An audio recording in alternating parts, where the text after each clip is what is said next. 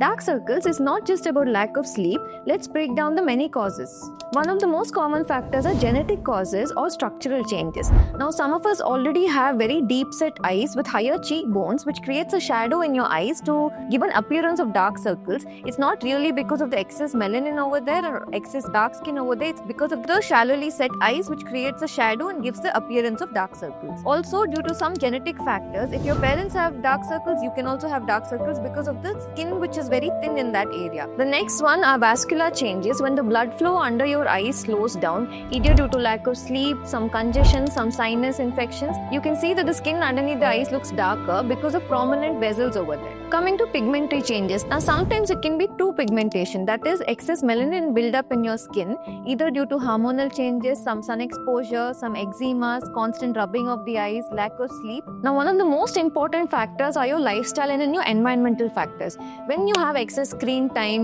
your smoking, your alcohol, dehydration, all this leads to poor microcirculation in your area, which leads to darker looking under eyes than your normal under eye. These affect your skin's microcirculation and your collagen, which leads to thinner skin and more shallow looking eyes. And the last one are aging and medical factors. Now, as you age, you lose collagen all over the body. So, collagen and fat loss in that area can lead to more sunken looking eyes, which makes your dark circles look worse. And also some medical factors like anemia and thyroid disorders also can cause dark circles. So, do rule out them before you jump in with a serum. So understanding why you have dark circles is the first step to treating them. All these different causes of dark circles have different kinds of treatment. So do meet your dermatologist to know which is the best for you.